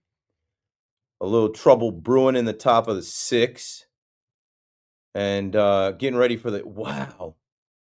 That ball just went through Mark Viento's glove. Like it looked like it just broke through the webbing of his glove. He had it, and it went right through. Getting ready for the Yankee game and looking at the Mets to take the second game of this Pirates series, take the series, and looking at the Yankees to take, Kodai Senga, that knocks him out of the game. I'm looking for the Mets to take this second game of this Pirates series, Yankees to take the second game of the Mariners series, and then Friday, weather permitting, Subway series and the Boogie Down Bronx. I'll see you there. Now, the news of today in baseball. Executive order, MLB Commissioner Rob Manfred removes Pete Rose and shoeless Joe Jackson from MLB's permanent ineligible list. Rose and Jackson, baseball's two pariahs stained by gambling, now have a clear pathway for consideration for baseball's Hall of Fame. That was put out by Don Van Natta Jr. on Twitter. And, I've read, like the little statement MLB put out, or Rob Manfred put out. He said,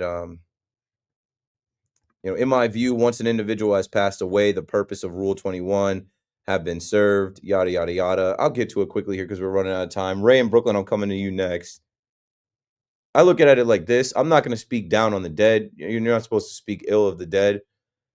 But I think anybody that knows Pete Rose, or if you even watch that Charlie Hustle, maybe I'll do that tonight. No, I got to watch the Yankee game. I wanted to finish that. I started watching the first half hour of the Charlie Hustle HBO Max doc on him. But if you learn enough about Pete Rose, he did it to himself. And it wasn't just the gambling. He had some other sketchy, negative, not great things on his resume that we learned about him through some reports. So he was somebody that they weren't going to do any favors. But I do think there's two elements. Obviously, he passed now. And I think even Donald Trump might be involved in this. I do remember the president speaking out to say, hey, we can go ahead and let that go. But I think there's also an element of like I just put a bet on Peraza to homer tonight. I put $10 on him to homer because he's plus 1,000, $10 into 100. It's Dinger Tuesday. You know what Dinger Tuesday is?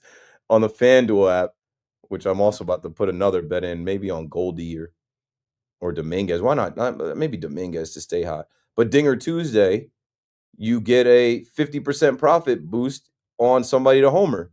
So Major League Baseball is in cahoots with all these gambling sites. We're all gambling. When you watch the game, they tell you, hey, it's, Aaron Judge's homer is this. If you parlay it with the Yankees run line or the Yankees, the over under, it's plus 800 and you could win. So I think there's levels to this. One, Pete Rose has passed away. Two, we're all gambling. And then also the last part of it, the Ohtani scandal. which Pete Rose was alive and well enough to speak on, where Pete Rose said, if I would have had an interpreter, I would have gotten away with it. I think there's an angle of that too, how quickly the Ohtani thing, it was like, nope, Ohtani didn't do it. Ipe did it. Oh, this is what happened. Here's the story. Done. Oh no, Ohtani's not going to get suspended. He was not at fault. So 888-808-1019 if you want to comment on Pete Rose. I've got 3 minutes. Ray is in Brooklyn on the fan. What's up, Ray? You, man. Yeah, so listen, some of the callers, the takes and stuff like that, it's like, wow. Like the guy who said that the Pacers are the Knicks' daddy, like. You're from where? When? Last season, and OG had his best game as a Knick. He had 30 at the half in Game 3. In a game that the Pacers should have been more desperate than us to win because they were at home down 0-2. We sweep that series if OG doesn't get hurt, let alone everybody else. So forget about that, dude. And then the other guy, Keith, who wanted you as a Nets fan to feel sorry for Milwaukee after Giannis was dirty and injured Kyrie Irving when you guys would have probably won the title. Absolutely. I've seen him. I've seen Giannis with Nick Claxton. Giannis is a clown. I've gone through on air all the clown things from when he was going up against the Pacers, and I think he scored 50 or 60, and he wanted the ball, but it was somebody's like first game, so they gave the ball to that guy, and he like chased people around. When he was in Philly, and he wanted to practice his free throws because it takes him 14 seconds to shoot one free throw. So after the game, he's trying to shoot, and the guys that work on the court, the like maintenance men, They had a ladder and put it in front of him. He got all mad at them. Like, bro, they're trying to go home. Their job is to bring the hoop down. You're not in Pfizer form. You can't stay here and shoot. Why are you getting mad at a guy doing his job? Like, Giannis is a clown. I wouldn't want him anywhere near the Brooklyn Nets or the Knicks or whatever. Like, no. Yo, you be speaking my language because I had a huge issue with that thing with the poor little guy, with the ladder. He's just doing his job. And then, so moving on from Giannis, though, right? Let me give you a couple stats, right? Just to big up our Yankees because we're part of the Yankees familia. The Yankees are plus 84. That's the best in the big leagues. And everybody had us for dead twice. When we lost Soto and when everybody got hurt, Hill, Cole, and everybody else. But anyway, Keith, I appreciate the time like always. And I'll talk to you next time. Hopefully you have a little more time. You have a great night, brother. Yeah, tomorrow. Thanks for the call, Ray. Think we got the 5-hour KM to AM tomorrow. Yankees play at 4:10. Might not be 5 hours. Maybe it'll be 4 hours. We got plenty of time. We'll talk about Pete Rose. We'll even talk about the fact that, like, hey, you're about to put Pete Rose in. Barry Bonds, Roger Clemens, Mark McGuire, A-Rod. Let's have the steroids conversation, can we? Coming up next, New York Yankees baseball with Dave Sims and Susan Waldman. Good night.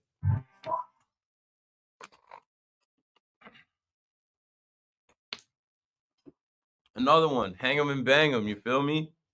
Little 2-hour yada da me. Let me check the train times. Actually, let me bet on someone to homer right here. I'm going to put Goldie to homer.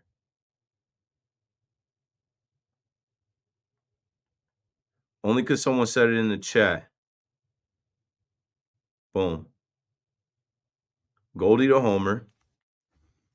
I think it was Adam G6 who said it in the chat. I locked that in because you said it.